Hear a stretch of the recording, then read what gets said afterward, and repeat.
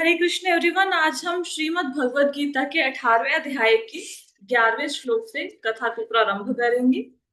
अब तक की कथा में 18वें अध्याय में हमने क्या पढ़ा? अब तक की कथा में हमने पढ़ा कि भगवत गीता 17 अध्यायों के बाद ही समाप्त हो जाती, लेकिन भगवान ने 18वें अध्याय में सारे अध्यायों का सार दिया है। तो अगर किसी ने पूरी भगवत गीता नहीं भी पढ़ी, वो 18वां अध्याय पढ़ेगा, तो जब भगवत गीता का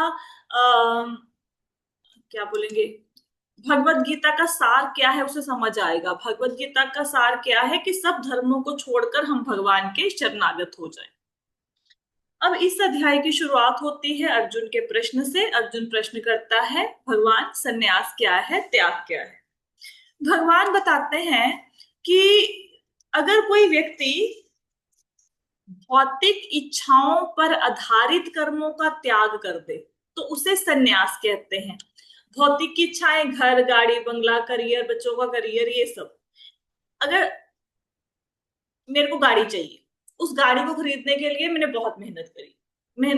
करने के लिए, अब गाड़ी चाहिए तो पैसा चाहिए था, तो पैसे के लिए मैंने मेहनत करी। अब मेरे को माला भी छूट गई, मेरा सारा काम छोड़ छूट गया।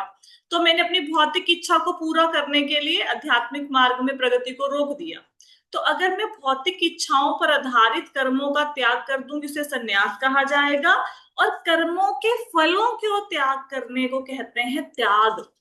कर्म सारे करने हैं, लेकिन फल के साथ कोई अटैचमेंट नहीं कि भाई मैंने अपना 100% दे दिया, अब विधाता की मर्जी, उसने जैसा रिजल्ट देना है, लेकिन हमने अपना हर काम में 100% देना है।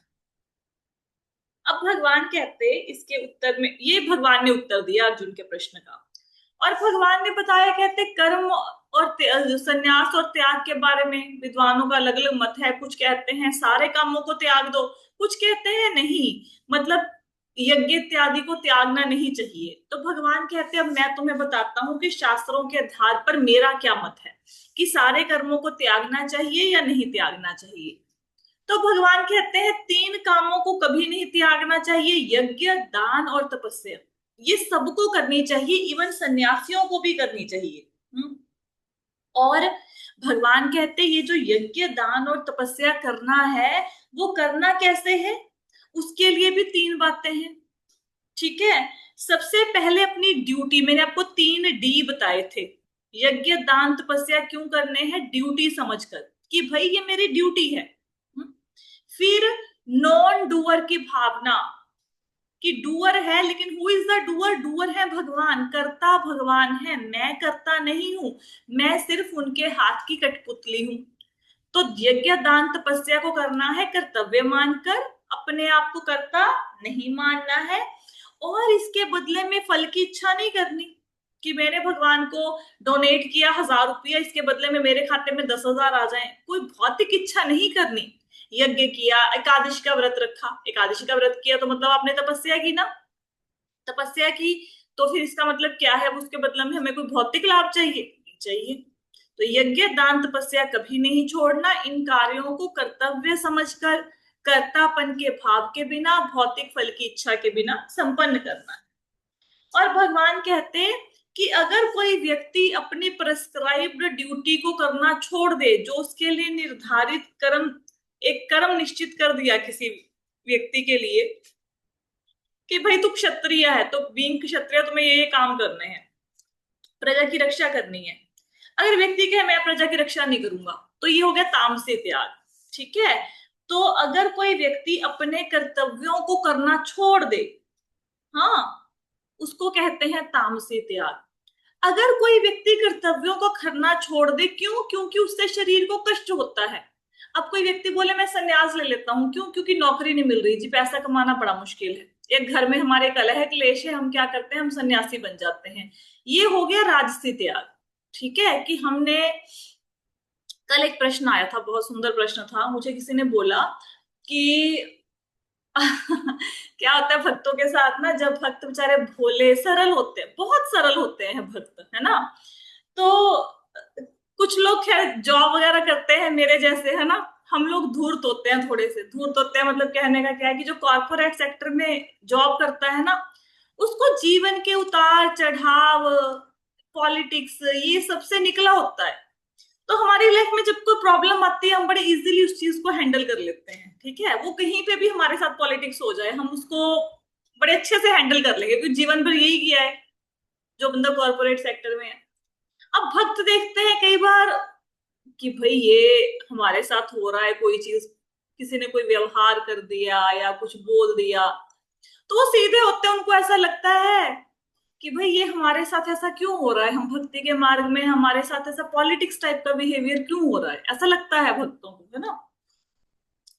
तो अब कल एक बेचारे भोले भक्त का फोन आया, वो कहते हैं कि माता जी फिर क्या करना चाहिए, सब कुछ छोड़ के वृंदावन बैठ जाए। तो मैंने उनको एक बात कही, आप सब लोग ना एक बात जीवन में याद रखना, ये बहुत अच्छी बात है, आपको जीवन में काम आएगी। अच्छा, पहले मैं आपसे एक प्रश्न पूछूंगी उदाहरण देके। एक व्यक्ति है, वो अपनी नौकरी से बड़ा परेशान है, उसका बॉस उसको गालियां देता है, ठीक है, उसको काम भी अच्छा नहीं लगता अपना, वो सेटिस्फाइड नहीं है अपनी जॉब से, ठीक है। तो एक व्यक्ति है जो अपने बॉस जिसके काम से खुश रहता है, ठीक है, पैसा वैसा भी ठीक मिल रहा है। अब दोनों ने निर्णय लिया कि हमें नौकरी को चेंज करना है, दोनों व्यक्तियों ने। एक व्यक्ति अपनी करंट जॉब से डिससेटिस्फाइड है, एक व्यक्ति अपनी करंट जॉब से सेटिस्फाइड है। अब आप मुझे बताओ किसको नौकरी छोड़कर दूसरी नौकरी ढूंढनी चाहिए? जो व्यक्ति असंतुष्ट है उसको नौकरी छोड़नी चाहिए या जो व्यक्ति संतुष्ट है उसको नौकरी छोड़नी चाहिए? बताओ। माता जी, जो असंतुष्ट है उसे ही छोड़नी चाहिए। जो सेटिस्फाइड है उसको नहीं छोड़ना? अनसेटिस्फाइड है, अनसेटिस्फाइड है वो तो लीव करना है। उसको लीव करना है। देखो, जीवन में क्या होता है ना, जीवन में हम लोग ऐसे ही परिस्थितियों से भागते हैं, ऐसे ही हमेशा ऐसा होता है। हम लोग क्या करते हैं कि जैसे सपोज करो जीवन में कोई जॉब जॉब ही लगी किसी की, किसी को वो जॉब अच्छी नहीं लगती है, वो छोड़ के भाग जाएगा उस चीज को, है ना, कि भाई ये काम मुश्किल है, मुश्किल सोचकर या कुछ ऐसा, या एक सिचुएशन से बचने के लिए हम लोग ना उस सिचुएशन से निकलने के लिए रास्ता ढूंढने की कोशिश करते हैं। अब एक्चुअल में होता क्या है, जो व्यक्ति अपने करंट प्रोफाइल से डिससेटिस्फाइड है, जब वो व्यक्ति एक नई नौकरी पर जाएगा तो वो पीछे क्या लेके आ रहा है, अपने पीछे गाड़ी में, सपोज करो वो व्यक्ति, उसके पास एक गाड़ी है, ठीक है, उसकी गाड़ी की डिक्की में क्या भरा हुआ है? डिससेटिस्फेक्शन भरी हुई है कि सेटिस्फेक्शन, संतुष्टि भरी हुई है कि असंतुष्टि? डिससेटिस्फेक्शन। संतुष्टि। असंतुष्टि। अब वो जो जिस ऑफिस में जाएगा वहां पे डिक्की में से क्या खाली करके निकालेगा? असंतुष्टि निकालेगा। डिससेटिस्फेक्शन यस, वही निकालेगा माता वही जी। निकालेगा। तो जब हमारे पीछे, हमारे बैक ऑफ द माइंड में डिससेटिस्फेक्शन चल रही है, असंतुष्टि चल रही है, तो जिस भी नौकरी में हम जाएंगे हम वहां पे भी पूरा उसका भी कबाड़ा कर देंगे। क्यों? क्योंकि डिससेटिस्फेक्शन माइंड में है।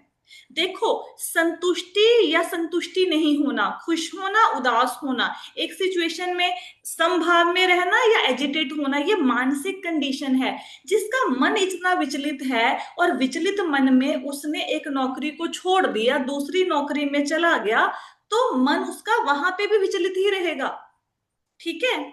दूसरा, डिससेटिस्फाइड व्यक्ति को नौकरी क्यों नहीं छोड़नी चाहिए? क्योंकि उसके मन में उस समय घृणा, क्रोध, द्वेष ऐसे भाव चल रहे हैं। किसके प्रति? बॉस के प्रति, मैनेजमेंट के प्रति, अपने कोलीग्स के प्रति, ठीक है। अब एक बात बताओ, एक व्यक्ति ने कोई डिसीजन लेना है, कोई भी निर्णय लेना है, ठीक है। अब अंदर से जिसके अंदर घृणा, द्वेष, जलन, अहंकार, इंफीरियर इंफीरियर कॉम्प्लेक्स है, क्या वो एक सही निर्णय ले पाएगा? नहीं। नहीं माता जी, नहीं ले नहीं, पाएगा ना। तो बिल्कुल नहीं। अगर डिससेटिस्फाइड व्यक्ति नौकरी को छोड़ने का डिसीजन भी लेगा, वो दूसरी कंपनी अच्छी चूज नहीं कर पाएगा। क्यों? क्योंकि हड़बड़ाहट में छोड़ दी ना नौकरी, अच्छी नहीं लग रही थी, अब कह रहे हैं जहां पे भी मिलेगी वहीं पे कर लेंगे। और आपने हो सकता है अपनी रियल लाइफ में कभी ऐसा एग्जाम्पल देखा हो कि कुएं से बचे खाई में गिरे, मतलब एक जगह पे व्यक्ति एक मुसीबत से बचता हुआ दूसरी जगह पे गया और दूसरी जगह में उसको दूसरी मुसीबत ने घेर लिया। हो सकता है कभी किसी के जीवन में ऐसा एक्सपीरियंस हुआ हो, ठीक है। तो जीवन में कभी भी कोई भी निर्णय लेना हो, वो डिससेटिस्फाई होके नहीं लेना। पहले उस जगह पे कंप्लीट करो अपने आप को। कंप्लीट करो, कंप्लीट करो का मतलब है पहले प्रेजेंट जॉब में अपना 100% दो, अच्छे से काम को सीखो, ठीक है। वहां पे पॉलिटिक्स को झेलो, उनकी जली कटी बातों को सहो, अपने आप को वहां पे तपा के सोना बनाओ। फिर जब सोना बन गए, फिर वहां से निकलना, फिर अगली नौकरी में भी आपको वेलकम होगा। फिर वहां पे जितनी मर्जी पॉलिटिक्स हो जाए वो झेल लोगे आप, क्योंकि पुरानी कंपनी में झेल के आए हो ना। लेकिन अगर सोचो यहाँ पे पॉलिटिक्स है, इसको छोड़कर कहीं और जाएंगे, वहां पे नहीं मिलेगी, अरे भैया उससे उसमें ज्यादा बड़ा मुंह खोले बैठा होएगा शेर, ठीक है। और एक बात और जिंदगी में याद रखना, जो बंदा जीवन में जिस सिचुएशन से भागता है, वो सिचुएशन उसके सामने जरूर आती है, उस सिचुएशन को उसको फेस करना ही पड़ता है। मुझे अपने जीवन में ना ड्राइविंग करना बड़ा बुरा लगता है, मतलब मुझे ड्राइविंग का क्रेज था, लेकिन मेरे इतने भारी एक्सीडेंट्स हुए, 2-3 बैक टू बैक, एक साल में मेरे 3 एक्सीडेंट हुए, मतलब मेरी पूरी शक्ल बिगड़ गई उन एक्सीडेंट्स में, दांत हिल गए, आई साइड वीक हो गई, बहुत बुरा हाल हुआ मेरे, बैक टू बैक एक्सीडेंट हुए, मतलब साल में 3-3 ऐसे करके, ठीक है। तो उसके बाद मुझे ड्राइविंग अच्छा नहीं लगता था करना। अब मुझे ऐसा लगता था मैं दुनिया का कोई भी काम कर लूंगी, मैं ड्राइविंग नहीं करूंगी। तो ड्राइविंग से भागते भागते भागते ड्राइविंग नहीं करी, छोड़ दिया, मतलब ड्राइविंग छोड़ी, किस एज में जाके छोड़ी, 16 साल की उम्र में ड्राइविंग छोड़ दी होगी, 16-17 साल की उम्र में। उसके बाद हाथ नहीं लगाया किसी व्हीकल को, 12-13 साल हाथ नहीं लगाया, शायद ज्यादा ही, मे बी उससे ज्यादा। फिर क्या हुआ, ड्राइविंग से भागे भागे फिर क्या हुआ, मुझे ना मैनेजर बना दिया बैंक का। अब भाई चलो ठीक है, अगर आप जूनियर एम्प्लॉय होते आप एक्टिवा पे जाते हो वो भी ठीक है, लेकिन अब ब्रांच मैनेजर थोड़ा ना गाड़ी पे, मतलब एक्टिवा पे आएगा, तो उसको तो गाड़ी चाहिए ना, क्लाइंट के पास विजिट करनी है, थोड़ा अपना स्टेटस तो मेंटेन करना होता है। तो मैंने एक ड्राइवर ढूंढा, अब वो ड्राइवर भाग गया, ठीक है, मतलब पहले दिन भी नहीं आया वो। तो मुझे जिस गाड़ी को सीखने के लिए मैं पूरी जिंदगी भागती रही कि मैं ड्राइविंग कभी नहीं करूंगी, मुझे वही गाड़ी जाकर 35 साल की उम्र में सीखनी पड़ गई। और मुझे कितनी देर में गाड़ी सीखनी पड़ी पता है, हार्डली 2.5 घंटे में। 2.5 घंटे में मुझे, क्योंकि बैंक से छुट्टी मिली नहीं, मैं मायके गई, मैंने वहां पे मतलब अपने भांजे को बोला कि मुझे गाड़ी सिखा दे। उसने रात को उठाया मुझे 2 बजे कि मासी अगर गाड़ी सीखनी है अभी सीख लो, सुबह तो मैंने जाना है। 2 बजे गाड़ी सिखाई उसने मुझे, साथ मुझे मुझे मुझे बोला कि गाड़ी लो और लुधियाना चलो, और मैं गाड़ी चला के लुधियाना आई थी, वो मेरी साथ वाली सीट पे बैठा था। मतलब जिस सिचुएशन से मैं अपनी एग्जांपल से आपको क्यों समझा रही हूँ, क्योंकि मैं और किसकी एग्जांपल दूं, और तो मुझे किसी की लाइफ का पता नहीं है। आप कभी ना ये डरना शुरू कर दो कि मुझे इंजेक्शन नहीं लगाना, मुझे इंजेक्शन से डर लगता है। कोई ना कोई ऐसी बीमारी घेर लेगी आपको, इंजेक्शन पे इंजेक्शन डॉक्टर देगा आपको। कोई बंदा ऑपरेशन से डरता हो, उसको पक्का ऑपरेट कराना पड़ जाएगा। तो जिंदगी में चीजों से डरते नहीं है। अगर आपको ये लगे कि हम किसी जगह में फंस गए, पॉलिटिक्स में फंस गए, कहीं पे किसी भी चीज में फंस गए आप, तो उसका सामना करो, शेर के जैसे सामना करो उस सिचुएशन का। क्योंकि अगर सिचुएशन से भागोगे तो आगे जाके वही सिचुएशन, वही प्रॉब्लम और अधिक विकराल रूप लेकर आपके सामने खड़ी होगी। मेरे एक नोन में थे, कहते जी घर में बड़ी प्रॉब्लम है, तो मुझे ना साधु बनना है, साधु बनना है। ठीक है जी, साधु बनना है, ओके ठीक है, बहुत अच्छी बात है। अब किसी व्यक्ति ने एक बार बोला साधु बनना है, दूसरी बार बोला, तीसरी बार बोला, अब एक दिन तो मुझे गुस्सा ही आ गया बात सुन सुन के, साधु बनना है। मैंने कहा कहाँ जाओगे, कहते जी हरिद्वार जाएंगे। मैं कहा वहां पे क्या करोगे, कहते वहां पे एक आश्रम है, वहां पे जाके रह लेंगे। ऐसे ना हम लोगों को सबके मन में ना ऐसे ख्याली पुलाव चलते हैं, सबके मन में वृंदावन जाके बैठ जाएंगे, हरिद्वार जाके बैठ जाएंगे, मंदिर में कमरा डाल लेंगे, प्लॉट, अरे मैं आपको सच में रियलिटी की बात बताती हूँ, ठीक है। अब वो क्या किया इन्होंने, कहते जी हरिद्वार जाएंगे। मैंने कहा वहां पे क्या करोगे, कहते वहां पे एक आश्रम है, वहां पे मुझे किसी ने बोला है कि तुम उस आश्रम में जाओ, वहां पे सेवा कर दिया करो, खाना वाना मिल जाएगा और वहां पे रह लो। तो मैंने कहा ऐसा करो, अब इतनी देर से मन में चल रहा है साधु बनना है, घर बार छोड़ना है, आश्रम जाना है, तो एक बार जाके देख तो लो। जिस मतलब 10 साल से दिमाग में ये घूम रहा है उस व्यक्ति के कि मैंने हरिद्वार जाके उस आश्रम में बैठना है, उसको वो आश्रम अपना सहारा लग रहा है, ठीक है। व्यक्ति गए, आश्रम में चले गए, 2 घंटे बाद फोन आ गया, मैं तो नहीं यहाँ पे रहूं, मैं कहा क्यों नहीं रह सकते यहाँ पे? कहते यहाँ पे जो भजन गाते हैं वो बिना ढोल की बाजे के गाते हैं, उनका सुरताल नहीं है, भजन इतने डिप्रेसिंग है कि मेरा सिर फटना शुरू हो गया। और कहते ये तो हम पूरा दिन गाएंगे, कहता और ऊपर से मुझे भजन की एक लाइन नहीं समझ आ रही है यहाँ पे। यहाँ पे ये है वो है। वो व्यक्ति सुबह ट्रेन पकड़ के गया, मतलब यकीन करो अगले दिन वो व्यक्ति वापस आ गया, ऑप्शन खत्म। अभी अभी भी यहाँ पे प्रॉब्लम सॉर्ट नहीं हुई। फिर पता क्या हुआ, वृंदावन जाएंगे, वृंदावन जाएंगे, वहां पे जाके रह लेंगे। मैंने कहा अच्छा ऐसा करो, हफ्ते की छुट्टियां लो, वृंदावन का भी चक्कर लगा लो, वहां पे जाके भी मजे ले लो, थोड़े से भी रह पाएंगे कि नहीं। वृंदावन गए, 3 दिन रहे, वापिस आ गए। क्यों वापिस आ गए? गर्मी बड़ी है वहां पे रहने की जगह नहीं है कोई, वहां पे खाने का पता नहीं मिलेगा नहीं मिलेगा। मैंने कहा आपने तो सोचा था ये काम करोगे वृंदावन में जाके, ऐसे थोड़ा ना काम शुरू होते हैं वहां पे, बड़ा ऐसे मतलब काम तो शुरू नहीं कर पाएंगे, उसको तो सेटल होने में टाइम लगेगा। ये वो वृंदावन से भी भाग आए। ये सबके सब ना ख्याली पुलाव है, यहाँ चले जाएंगे वहां चले जाएंगे, मैं यहाँ से तंग आ गया हूँ, मैं इन भक्तों के आसपास ग्रुप से तंग आ गया हूँ, मैं यहाँ से तंग हूँ, वहां से तंग हूँ, यहाँ से निकल के कहीं और चलो, मैं अपने घर वालों से परेशान हूँ। कहीं पे कुछ नहीं रखा है। भगवान ने जिस सिचुएशन में, जिस घर में, जिस जगह पे आपको बिठाया है, वो आपके पूर्व जन्मों के कर्मों का परिणाम है, और हंस हंस के भुगतो इसको। ठीक है, हस्बैंड वाइफ अच्छे हैं चाहे नहीं अच्छे हैं, उनके साथ भुगतो। ठीक है, तो दूसरी शादी में भी कोई बहुत अच्छा वहां पे राजा नहीं मिलने वाला, राजकुमारी नहीं मिलने वाली है, इसको छोड़ दोगे तो जो मिल गया उसमें अब भुगतो उस चीज को। ठीक है, अब मुझे इस बात का उत्तर दो कि अगर कोई व्यक्ति जॉब से सेटिस्फाइड है, एक व्यक्ति जॉब से डिससेटिस्फाइड है, दोनों ने निर्णय लिया कि नौकरी छोड़ना है, तो किसको जॉब छोड़नी चाहिए? सेटिस्फाइड वाले को। satisfied प्रोस्पेक्टिव चेंज हो गया जीवन के प्रति। ठीक है, yes राइट।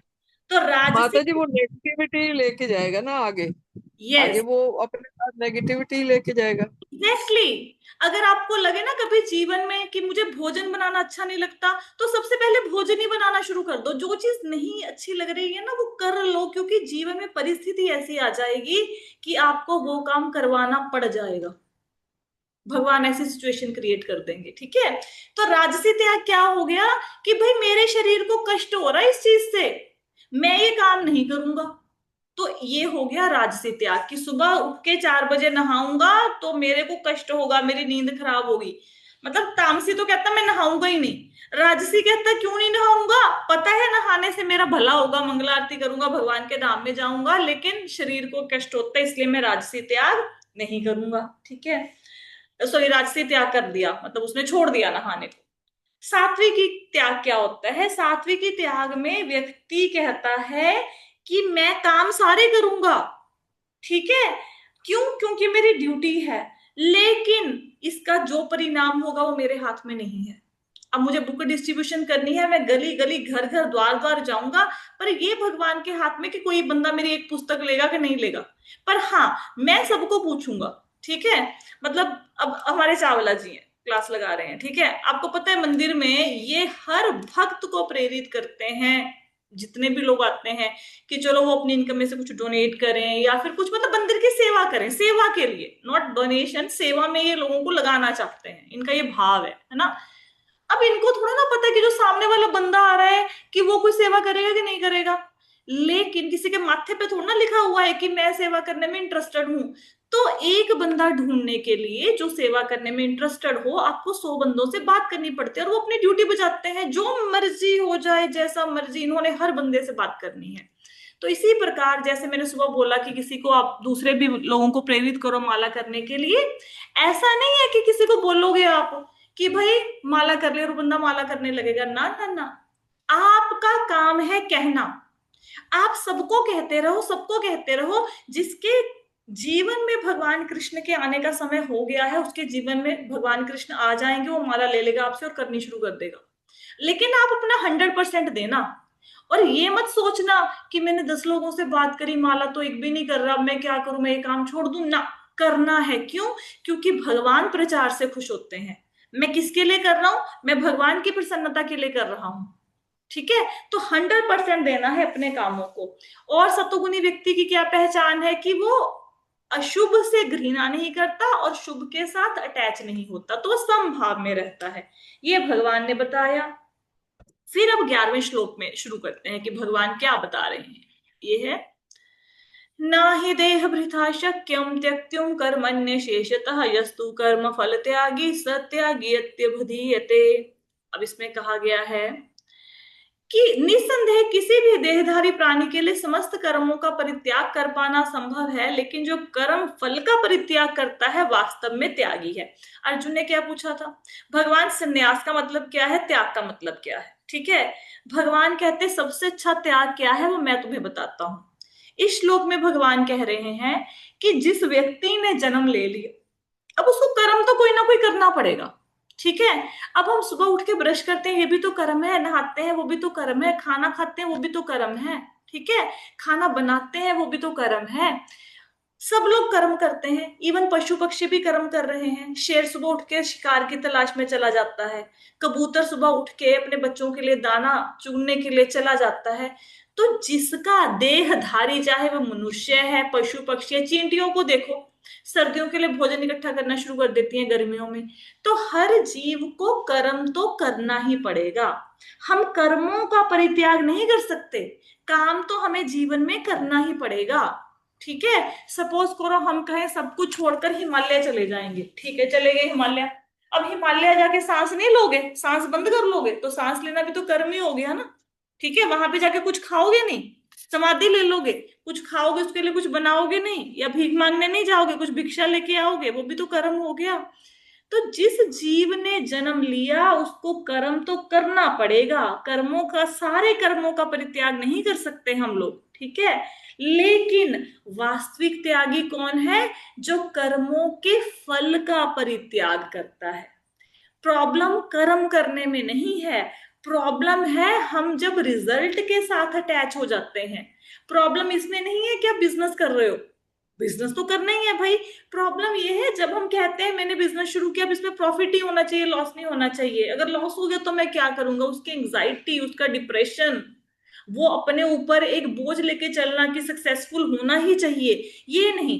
भाव ये होना चाहिए कि भगवान, इस कुर्सी का मालिक मैं नहीं, इस कुर्सी के मालिक आप, ठाकुर जी आप हो, मैं आपका सेवक, जो कस्टमर आएगा मैं पूरी ईमानदारी के साथ उसको डील करूंगा, पूरी ईमानदारी के साथ। ठीक है, अब वो मेरे से कोई सामान ले ना ले, वो व्यक्ति मुझे कोई ऑर्डर दे ना दे, आपने मुझे दिलाना नहीं दिलाना वो आपकी मर्जी, हाँ मेरे एफर्ट में कोई कमी नहीं होगी। ठीक है, देखो अगर आपको सपोज करो आपको काम दिया गया किसी साइकिल को बेचने का, ठीक है, आपको खुद का काम है, आप साइकिल बना के बेचते हो, तो आपको साइकिल को बेचना है तो आप एफर्ट करोगे, ठीक है, उसके लिए तभी तो माल बिकेगा। आपको अगर प्रधानमंत्री मोदी बोल दे कि ये वाली साइकिल बेचनी है, तो कितने ज्यादा एफर्ट होंगे, प्रधानमंत्री ने बोला है यार मुझे ये करने के लिए, है ना। अब जब भगवान का बिजनेस है, अब बिजनेस आपका नहीं है, बिजनेस किसका है, भगवान का, क्योंकि आपने मन में क्या धारण किया कि ठाकुर जी आप इस बिजनेस के मालिक हो। तो अब ठाकुर जी उस बिजनेस के मालिक हैं, तो आप हो गए नौकर, किसके नौकर हो गए, भगवान के। तो जब भगवान का बिजनेस है तो क्या हम उसको आलस के साथ चलाएंगे, क्या हम ये बोलेंगे कि भगवान का बिजनेस अपने आप भगवान ही देख ले, मैं तो एफर्ट नहीं करूंगा ना, ये भगवान का, आप भगवान के नौकर होगे, आपकी रिपोर्टिंग भगवान को है, तो इसका मतलब हम पहले अगर 100% एफर्ट डालते थे हम 200% डालेंगे, हम अपनी पूरी मेहनत करेंगे, लेकिन उसका रिजल्ट क्या होता है वो हमारे हाथ में नहीं, क्योंकि प्रॉफिट, अगर बिजनेस भगवान का तो प्रॉफिट लॉस भी भगवान का। ठीक है, और भगवान अपने भक्तों को भूखा तो मरने नहीं देंगे, ठीक है, रोटी पानी आपका बहुत बढ़िया चलेगा, चल जाएगा। तो मन में ये भाव, कर्मों के फलों का, काम का त्याग नहीं करना, कर्मों के फल का त्याग करना है। यहाँ पे एक बात और ध्यान देने योग्य है, देखो कर्म करना अच्छा है, भगवान भी कहते हैं कि कर्मों का त्याग नहीं करना, लेकिन अपने आप को अपने इच्छाओं की पूर्ति में, सपनों की पूर्ति में इतना ज्यादा लगा लेना कि भगवान की भक्ति के लिए समय ही ना बचे, ऐसे भी कर्म नहीं करना। कर्म करना है, लेकिन आप अपने लिए डिसाइड कर लो कि भाई मुझे 8 घंटे ड्यूटी करनी है, 12 घंटे करनी है, 6 घंटे करनी है। एक बार जब आपने वो डिसाइड कर लिया तो उसके बाद उतने घंटे ही करनी है। आपको जो आपके प्रारब्ध में है, जो आपकी किस्मत में है, वो आपको भगवान, अगर 4 घंटे आपने सोचा है ना कि मैंने 4 घंटे ड्यूटी करनी है, भगवान आपको 4 घंटे में उतना मेहनताना दे देंगे, उतनी आपकी सैलरी दे देंगे भगवान। कई लोगों को ऐसा लगता है ओवर टाइम लगाओ ज्यादा पैसे बनते हैं, कोई पैसे नहीं बनते। मेरी बात सुनो, किसी का एक बैंक अकाउंट है, उस बैंक अकाउंट में लाख रुपया है, ठीक है, व्यक्ति बोले मैं जल्दी जल्दी पैसे निकलवाता हूं, मैं रोज जाके दो दो एंट्रियां मारता हूं, तो क्या लाख का 2 लाख बाहर आ जाएगा? ना, बल्कि धन जल्दी खत्म हो जाएगा, जल्दी बैंक बैलेंस आपका उड़ जाएगा।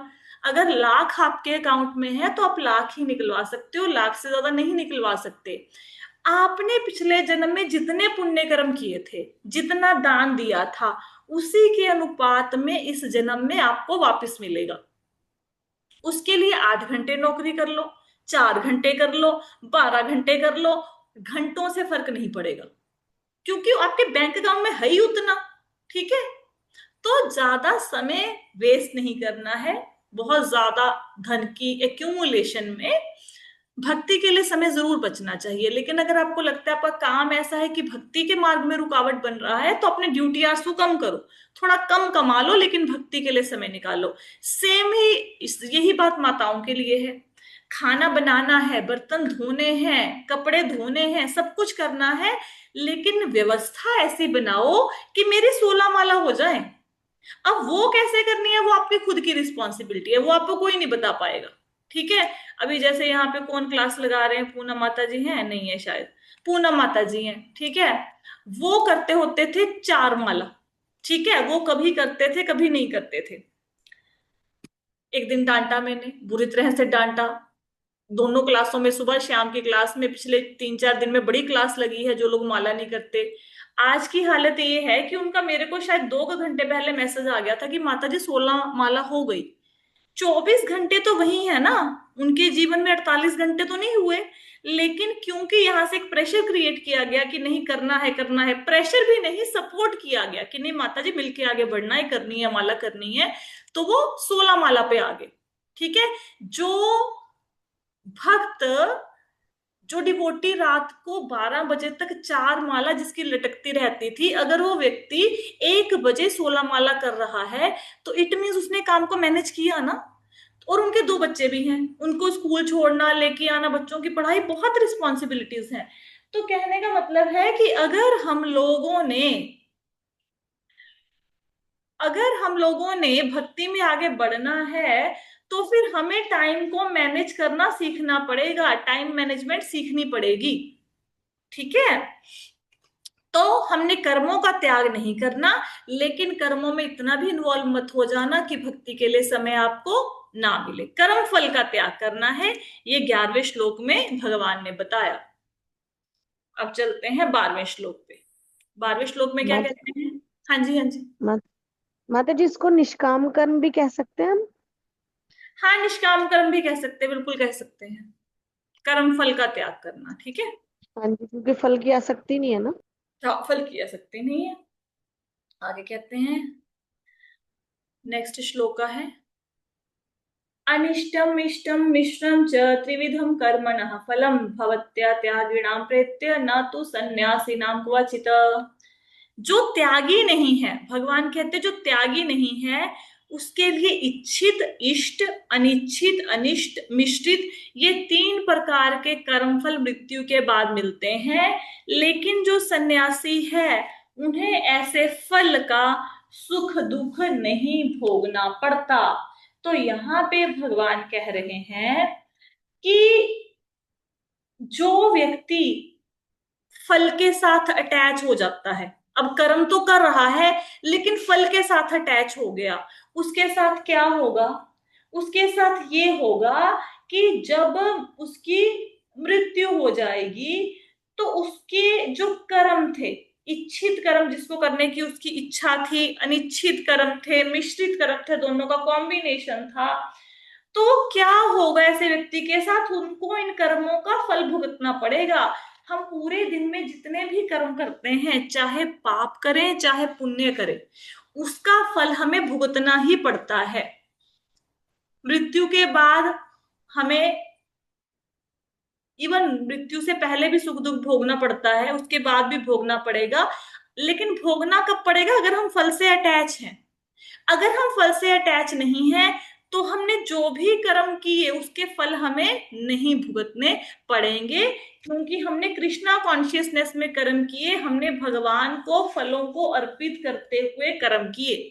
ठीक है, तो जो व्यक्ति, लिखा है ना, जो कृष्ण भावना में व्यक्ति कृष्ण के साथ अपने संबंध को जानते हुए कर्म करता है वह सदैव मुक्त रहता है, अतएव उसे मृत्यु के पश्चात कर्मों के फलों का सुख दुख भोगना नहीं पड़ता। जो व्यक्ति अपने फल से अटैच हो जाएंगे कर्मों के, अगर अच्छे कर्म किए होंगे तो वो सुख भोगेंगे, बुरे कर्म किए होंगे वो दुख भोगेंगे। लेकिन जो अटैच ही नहीं है उसको कोई सुख दुख नहीं भोगना पड़ेगा, वो मुक्त हो जाएगा, सीधा भगवान के धाम में जाएगा। ठीक है, आगे चलें 13वें श्लोक पे।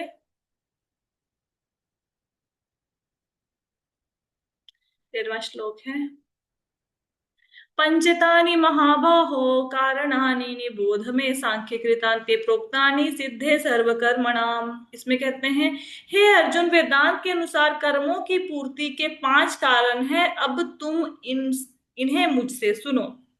अब भगवान इस श्लोक में अर्जुन को ये बता रहे हैं कि किसी काम को करने के लिए 5 चीजें होनी जरूरी हैं। ठीक है, 5 चीजें। अब वो 5 कारण है किसी कर्म को करने के लिए। वो 5 कारण क्या है? मतलब आपने कोई भी काम शुरू किया, उसकी सफलता 5 कारणों पर निर्भर करती है। अब ये 5 कारण कौन से हैं वो हम जानते हैं, भगवान बताएंगे अभी।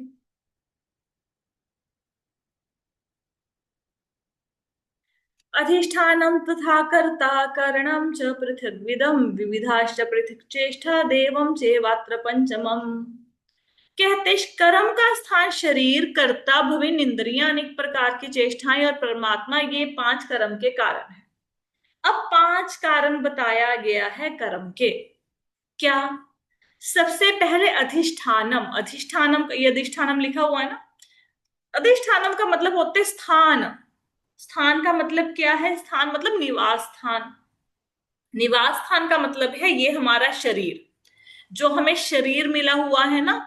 सबसे पहले तो कर्म करने के लिए जरूरी है कि शरीर होना चाहिए। अब अगर किसी व्यक्ति के पास शरीर ही नहीं है, वो कर्म क्या करेगा? अब कोई भूत प्रेत है, वो क्या कर्म करेगा? उसके पास तो इंद्रियां ही नहीं है, शरीर भी नहीं है। ठीक है, तो सबसे पहले कर्म का कारण क्या है? शरीर। इसको अधिष्ठान भी कहते हैं, कर्म का स्थान भी कहते हैं, निवास स्थान भी कहते हैं। दूसरा, कर्ता। अब शरीर तो है, लेकिन अगर शरीर के अंदर आत्मा नहीं है, क्या कर्म कर पाएंगे? कैसे करेंगे? मरा हुआ व्यक्ति कर्म कर सकता है? नहीं कर सकता। तो शरीर सिर्फ कर्म करेगा, लेकिन तब शरीर कर्म करेगा, लेकिन सिर्फ तब करेगा जब शरीर के अंदर आत्मा भी हो। तो कर्ता कौन हो गया?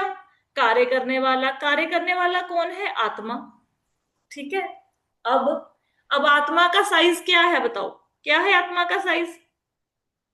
माता जी, 10,000 बाल के का भाग और बाल के अग्र भाग का। बाल का हाँ, बाल के अगले हिस्से के 10,000वें भाग के बराबर आत्मा का साइज है।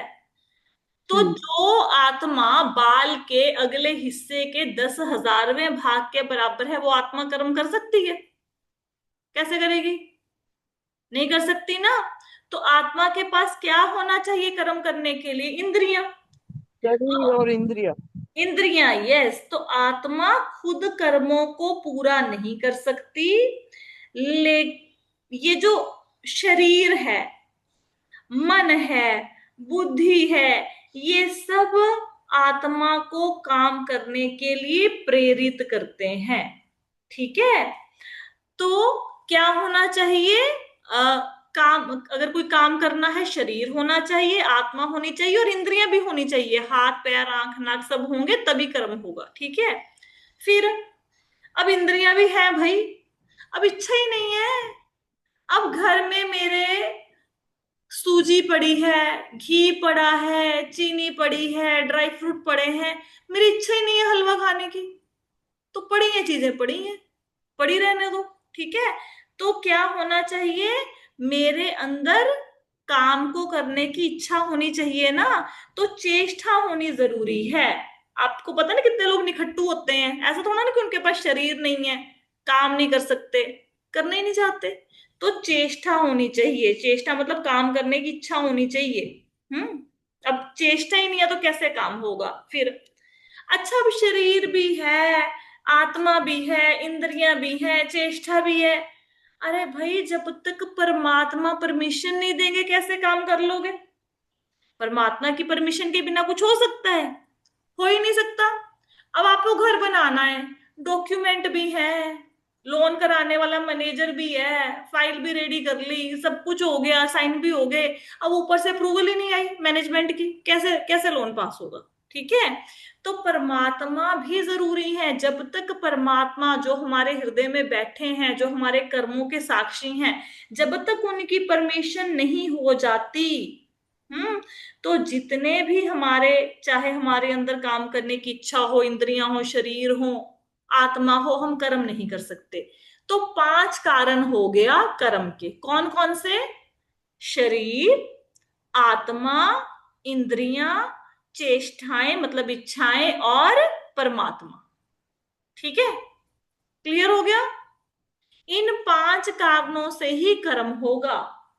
अब इनके बारे में थोड़ा सा आगे और पढ़ेंगे, ठीक है, वो हम कल की क्लास में चर्चा करेंगे, बहुत अच्छी अच्छी बातों की। आज की क्लास में अगर किसी का प्रश्न है कोई तो पूछ सकते हैं। क्वेश्चन है? जल्दी से बताओ, 5 कारण कौन कौन से हैं? माता जी, माता जी, शरीर, तो शरीर कर्ता, और आत्मा, कर्ता, इंद्रियां, आत्मा, आत्मा और चेष्टा और परमात्मा चेष्टा, और इच्छाएं। परमात्मा, हाँ। इच्छा आप कर्ता की और जगह पे परमात्मा। वर्ड ना, हाँ कर्ता है, आप कर्ता की जगह पे आत्मा यूज करना। पता है क्या है, कर्ता से आप कई बार कंफ्यूज ना हो जाओ। तो कर्ता कौन है? आत्मा। ठीक है, ठीक है जी। जो आई होप सो कि श्लोका सबको क्लियर हो गया। आज की क्लास क्लास को यहीं पे विश्राम देते हैं। श्रीमद् भगवद गीता की जय, श्रील प्रभुपाद की जय, हरे कृष्णा।